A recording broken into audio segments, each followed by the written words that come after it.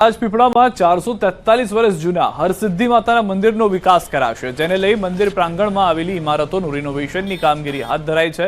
કમ્પાઉન્ડમાં આવેલા મકાનો દુકાનોને 15 દિવસ પહેલા જ ખાલી કરવાની નોટિસ અપાઈ હતી। તેમ છતાં મકાનો ખાલી ન કરતા વહીવટીતંત્રએ 9 જેટલા મકાનોને સીલ કર્યા। આ મકાનમાં રહેતા ભાડુઆતોમાં સીલિંગની કામગીરી સામે રોષ જોવા મળી રહ્યો છે। ભાડુઆતોનો આક્ષેપ છે કે તેમને સામાન લેવાનો પણ સમય ન આપવામાં આવ્યો, સાથે જ ઘર વિહોણા બનેલા લોકોએ વૈકલ્પિક વ્યવસ્થા કરી આપવા માંગ કરી। તો બીજી તરફ મંદિર પ્રશાસને ભાડુઆતોને તેમનો સામાન કાઢી આપવા તૈયારી દર્શાવી છે। રાજપીપળા ખાતે હરસિદ્ધિ મંદિર, પ્રસિદ્ધ હરસિદ્ધિ મંદિર આવેલું છે। હરસિદ્ધિ મંદિરના આજુબાજુના જે વિસ્તાર છે, જે મંદિરના પ્રાગટ્યમાં આવે છે, ત્યારે જેઓને જે રહેણાંક વિસ્તાર છે, દુકાનો છે, જેમને આજે સીલ મારી દેવામાં આવી છે। તમને બતાવીશ કે જે મકાનો છે, આ મકાનો જે છે એમને નોટિસ આપવામાં આવી હતી કે ભાઈ રિનોવેશનના માટે આ મકાન ખાલી કરવા, પરંતુ મકાન માલિકો દ્વારા ખાલી ન કરાતા આજે સવારે જ એને સીલ મારી દેવામાં આવી છે। જોવા જઈએ તો ખાસ જે હરસિદ્ધિ માતાનું મંદિર છે, 443 વર્ષ પુરાનું મંદિર છે, ત્યારે જે મકાન માલિકોને ખાલી કરી દેવામાં આવ્યા છે તે આપણી સાથે છે।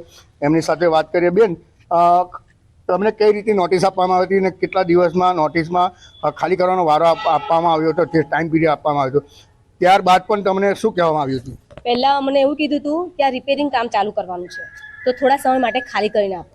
પછી એકદમ જ બીજી વાર નોટિસ આવી ગઈ કે 15 દિવસમાં ખાલી કરી આપો, ને અમે અમારી સ્વેચ્છાએ રૂમ ખાલી કરવા તૈયાર જ હતા।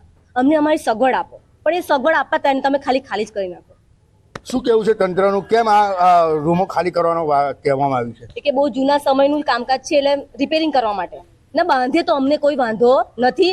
મંદિરનું ડેવલપમેન્ટ થાય તો અમને કોઈ આપત્તિ નહીં, પણ અમને અમારી સગવડ આપો। અમારી સગવડ નથી। તમે કેટલા વર્ષોથી અહીંયા આગળ રહ્યો છો?